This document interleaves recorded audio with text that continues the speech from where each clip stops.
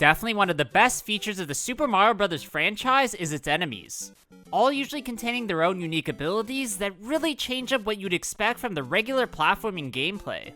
However, this isn't always the case, and I think for today's video, it'd be interesting to look at the most useless enemies in every Mario game. Finding ones that don't really add any substance to your playthrough, or are put in spots where they don't affect you at all. Before I get started on this sort of wacky but cool video, my name is Copycat, and if you haven't yet, then please subscribe to my channel, hitting that bell button to stay notified when I upload new videos. We're gonna start things off with Super Mario Bros. For the NES, where if I had to pick one enemy from this first entry, then I guess I'd go with the Goomba. This is all because it's the most simple, easiest to face enemy in the entire entry, as it just moves forward, turning around if it hits an object, being defeated by a single stomp from Mario. This foe is so dumb that it will actually throw itself off ledges into voids, almost as if it knows its low worth and no longer wants to live. There aren't any other enemies I want to look at from this title, as the other ones do all serve some sort of purpose, but I guess the Goomba does too, technically, pretty much as a pawn, just acting as an extra obstacle. One interesting thing about the Western version of Super Mario Bros. 2 is that it's actually a reskin game originally titled Yumi Kojo Doki Doki Panic, so that's why many of the enemies are drastically different. For example, one of the title's most useless is the Shy Guy. This version of the character is essentially the game's Goomba, as it just walks along platforms, and will also fall off ledges into voids. These can be picked up and thrown at other foes, which is a unique mechanic to this entry, but not to this enemy as it can be done with most others. Another one I found that was incredibly useless is the Ostro, who's usually being ridden by a Shy Guy, found only in a few of the game's levels. The Shy Guys can be removed, and you can ride on top of these birds' heads, but there's no point to this as they only appear in confined areas with no obstacles. The final game of the original trilogy is Super Mario Bros. 3, where I could really only find one useless enemy in the Gelectro, an electric-like jellyfish appearing in 2 of the underwater levels. These literally are the ultimate pylons, as they just sort of bob in place, and of course damage you if you touch them. On top of this, they cannot be killed by anything at all, as even a Power Star does no harm to them. Somehow that fact makes them even worse of enemies, almost making them boring as your interactions with them are limited. There are a few other enemies like this in this game, but none that quite reach the same levels of uselessness as this one. Next up, we're going to look at the first handheld game in the series, in Super Mario Land for the Game Boy, where I'd have to say the most useless enemies are the ones found throughout the vehicle-based levels, only because they act more like targets than anything else. This includes the Torion, who are fish that appear in groups of 3 and turn around when they reach the edge of the screen, the Urarin, who resemble seahorses moving in diagonal patterns, the Gunion, who are stationary octopus creatures that turn into 2 fireballs when defeated, the Chicken, who fly straight towards you trying to damage you, the Roketin, who are aircraft-like creatures who fire bullets at Mario once they pass him, and the Chickako, that float in mid-air and take 10 hits to defeat. None of these at all are tough to face off against, serving very limited functions, meaning they don't really do much. Although I will give Nintendo a bit of a pass, as the limitations of the time really handicap what they could do with these foes. If I had to choose one useless enemy from Super Mario World for the SNES, then that would have to be the Blurp, the strange-looking fish found in a few of the game's stages. All this one-eyed, glasses-wearing creature does is swim endlessly in one direction, not really paying any attention to Mario whatsoever. I mean, they can even swim through walls, which is a bit confusing, as other enemies can't do that, and usually stay around Mario on the screen. The second handheld game in the franchise is Super Mario Land 2, that came out for the Game Boy in 1992, where definitely the most useless enemy from it is a Unera, found in the Honeybee stage of the Tree Zone.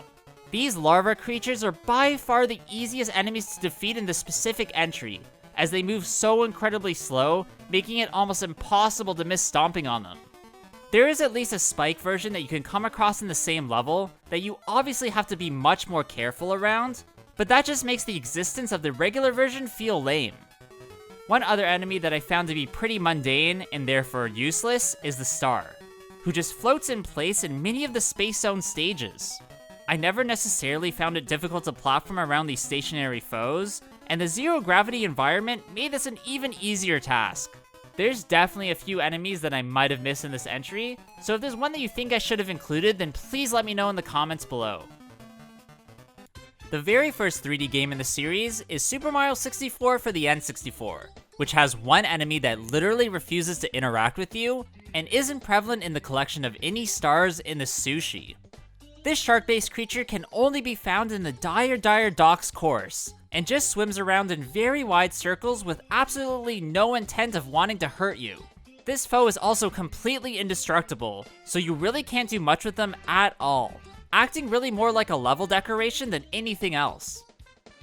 I think the only other enemy I could mention in this category is the Goombette, which only appear in the tiny section of Tiny Huge Island.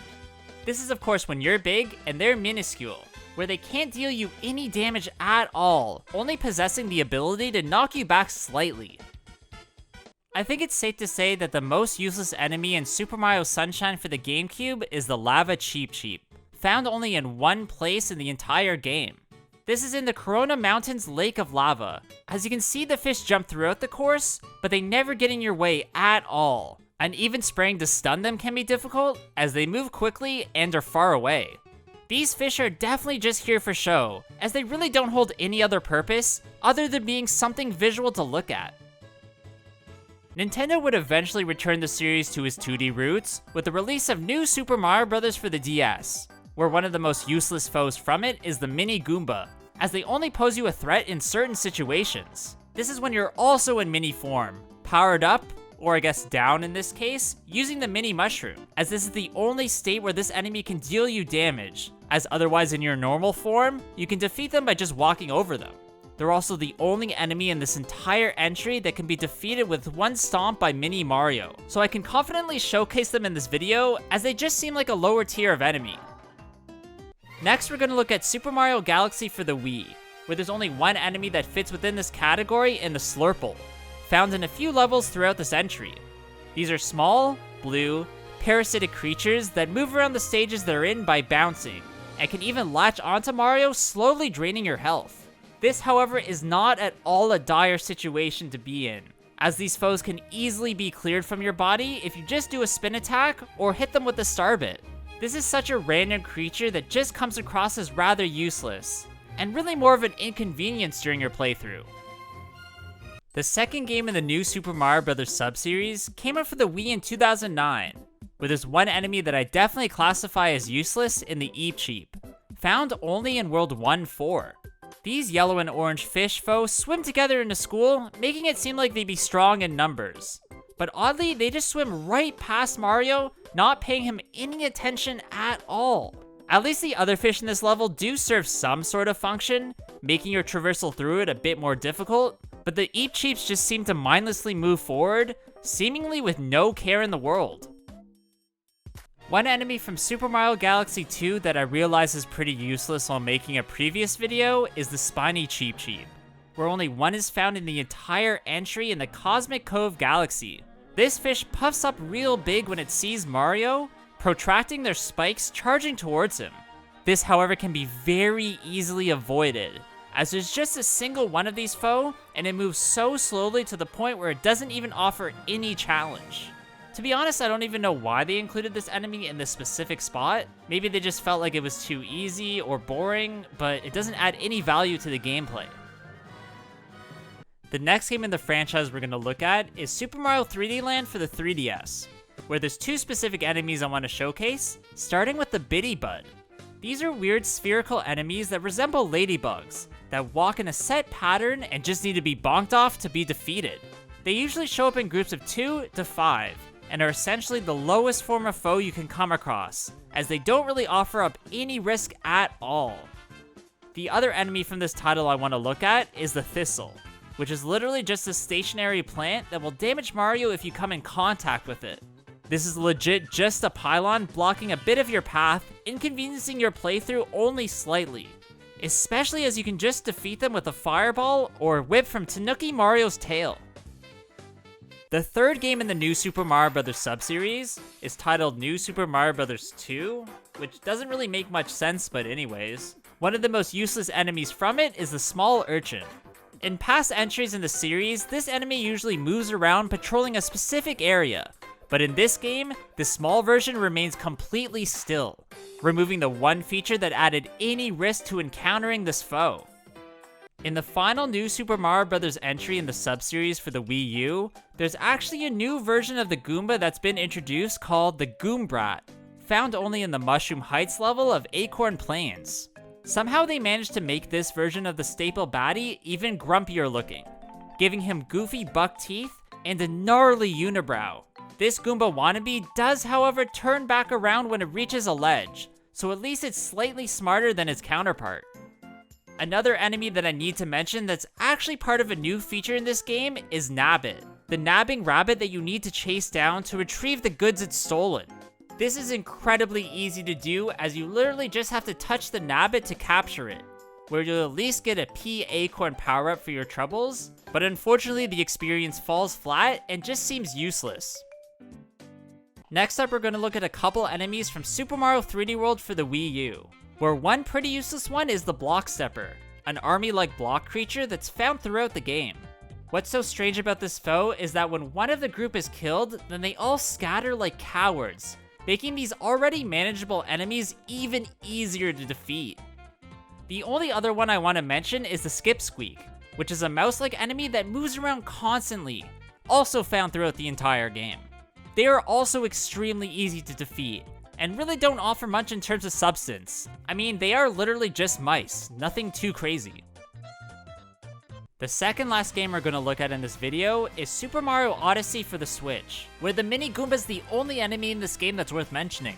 But we've already talked about them at length, so I really don't want to go over their features again, as they're literally the exact same as we've seen before.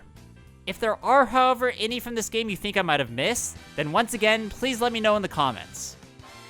The final entry we're going to look at in this video is the Bowser's Fury game mode that was bundled alongside the re-release of Super Mario 3D World for the Switch, where the only enemy from it that I feel like is useless is the cat version of the Splounders. In Lake Lapcat, these only show up near the wasteland area, only accessible with the Plessie, and are just pylons that you can bonk off to collect a few coins. Yeah, that's pretty much it. They do play a much larger part in the Plessie levels of Super Mario 3D World, but here just look like a last-minute addition. Alright, that's gonna be it for today's video, guys. I really hope you did enjoy this one. If you did, please leave a like, comment below what you thought about it, and of course subscribe to my channel. Also, please go follow my Instagram at Copycat Gamer. There I upload some cool clips and items from my collection that you won't see anywhere else. Hope you guys all have a good day, and I'll see you all in the next one. Bye!